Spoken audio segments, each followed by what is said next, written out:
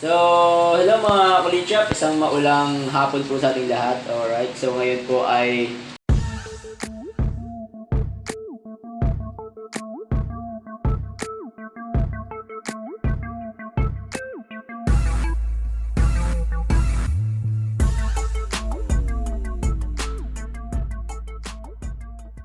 one PM na po na maulan dito po sa amin. Hindi naman po ganun kalakasan ng ulan sa mga oras na ito, pero kanina po medyo malakas-lakas po at mahangin. So, ito po, nandito kami sa terrace ng aming bahay. Ayan, makikita niyo po, basa yung aming terrace. No? So, basa po yan kasi yung bandang taas po namin talaga ay pinasadya ko na mayroong uka. Ayan, yun nga lang po, ang disadvantage is pag maulan na ganyan, ang anggi ng ulan, yan ay maabot po dito sa may pintuan namin kasi ito na po yung pintuan. Ayan. So, ito po ang sitwasyon dito sa aming subdivision. Ayan, maulan po. Wala po masyadong tao sa labas.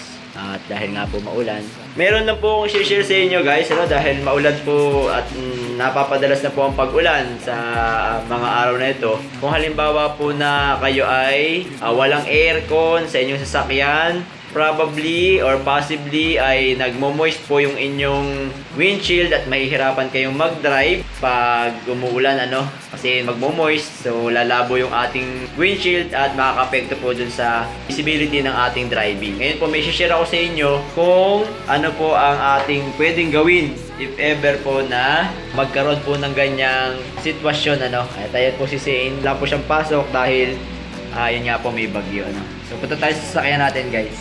Alright, so nandito ngayon tayo sa loob ng sasakyan natin, ano, at ayan si Zane. Okay, so hey, sa kanila. Yung hello po. Hello po. Ayan. Alright, so bago natin simulan guys yung ating vlog for today, shoutout mo muna tayo. Ayan si Zane, no? Naglalaro dito sa ating sasakyan. Shoutout po muna tayo kay Sir John Arvin. Ayan, so shoutout po sa inyo sir. Kay Jinko Baronia, Wirley Valdez. Ayan, shoutout sa inyo sir. Shoutout po kay Kirk Puentes, Neil Mayuga, Eduardo Salyatik, Jeff Mante. Ayan, kay Sir Alexander Berbella Vlog, Oscar Porta. Ayan, shoutout po sa inyo. Jericho Zeric, Raimundo Ondo, Charles Kenneth Lalik, Elnil Sasing, Jel Untalan, Jomel Manzano, Harrison Bautista, Randy Togade, Mark Anthony Tapia. Ayan, lagi nakasuporta sa atin si Sir Mark Anthony. Team I Cebuanos, T-Max, shout out. Jose Augusto de Guzman, El Manuel Sionco, Joseph Bas, Rainriel Alit, Mark Garcia, Jomars 22, Randy Francisco, Joey Darunday, Alberto Santos Jr., Endreco Amarao, Victor Villamin, and Harvick Bautista. Ayan. So maraming salamat po sa pagtutok nyo sa Kulit Shop. At sa lahat po na sumusuporta syempre sa Kulit Shop, maraming salamat po. So ito nga po yung share natin sa araw na ito dahil nga po maulan, ano. So usually, pag maulan, nagbubukas tayo ng aircon para po yung temperature sa labas ng ating sasakyan at sa loob ng ating sasakyan ay mag-balance para mawala po yung moist sa ating windshield. So kalimitan nga po pagka po mas mainit yung nasa loob ng ating sasakyan at malamig sa labas, magmo-moist po yung loob ng sasakyan natin. So ang tendency po is mabo yung ating windshield, ano, at tapos ang ginagawa natin, pinupunasan natin ng basahan maya't maya kasi nga po nagkakaroon siya ng moist. So ang ilang tips po natin dyan pag hindi po tayo naka-aircon, ano, kasi lalo na pag wala po tayong aircon or mahina po yung aircon natin at marami po tayong nakasakay sa loob ay talaga nagmo-moist naman, ano. Ang isa po nating tip dyan, ayun nga po, magdadala tayo ng basahan. Lalagay tayo ng basahan at pupunasan natin. Magpa-park muna tayo sa tabi, ano, huwag nyo pupunasan habang nagdadrive kayo. So wawipe lang po natin na ganyan pag tayo po ay nakapark. So tatabi nyo muna yung sasakyan nyo, tapos i-wipe nyo yung ating windshield para mawala yung moist niya, no.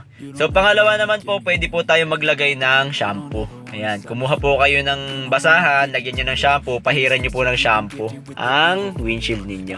At yan po ay hindi na magbo-moist kahit po na nagbabiyahe kayo, maulan at wala po kayong aircon. Ayan. Ayun nga lang po, medyo hassle kasi pag na-shampoohan po natin yung ating windshield, nilagyan ng shampoo, pinahira natin, syempre may mga residue siya ng shampoo dyan na eventually baka magkaroon ng effect na magkakaroon ng puti-puti or something or stain dun sa ating windshield. Ayan. So yun nga po yung problema pag shampoo ang ginamit natin, ano.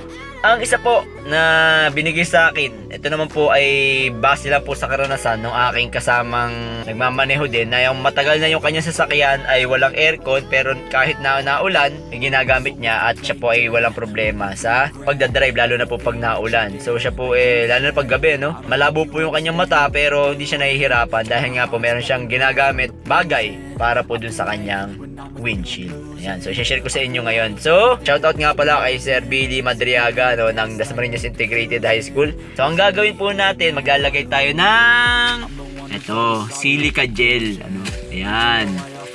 So, hindi lang po ito sa sapatos. Ito po yung silica gel na nilalagay po natin sa mga sapatos, no? Pagka store natin yung sapatos natin para hindi amagin. Ayan, nilalagyan natin. Meron tayong makikita ganito, silica gel. At ito po, inilalagay din po natin doon sa mga cabinet. Ayan, para mawala yung mga amag-amag, ano? Nakakatulong para mawala yung mga amag sa mga cabinet, no? So, ang gagawin lang po natin dyan, ilalagay po natin doon sa ating windshield. Ayan, silica gel lang po. Ayan, ilalagay po natin sa harap. And then, ayan po, magugulat na lang po tayo na di po nagmo-moist yung ating windshield. So, depende po yan, guys, sa sitwasyon. No, kung medyo talagang yung humidity or yung temperature sa loob ng inyong sasakyan ay talagang kakaiba, ayan, mas marami siguro ang silica gel ang ating kailangang gamitin.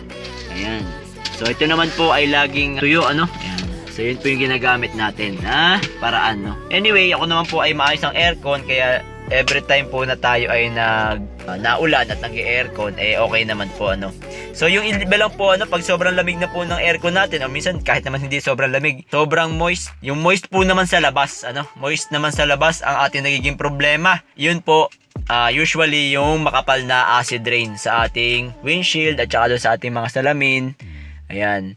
So, ang gagawin natin, maglalagay tayo ng acid rain remover. Kasi minsan, nagtataka tayo bakit sobrang foggy visibility natin sa ating mga salamin, mahina na nga yung aircon natin. O minsan nga, tinatanggal natin yung aircon para hindi siya mag-moist naman dun sa labas ng ating mga salamin, ano. Pero ganun pa rin, masyado pa rin foggy, ano. Ay, ang sagot po doon ay acid rain po, ano. Ayan, so magtanggal po tayo ng acid rain. Makikita nyo po na mas gaganda po ang ating visibility sa daanan, ano. So, yun na po mga konting tips natin, lalong-lalo na po na ngayon sa panahon na sobra pong maulan. So, ingat po tayo lahat, guys, sa maulang araw at dyan po sa mga lugar na binabaha. Ingat po tayo at keep safe everyone sa Bagyong Enteng. Alright!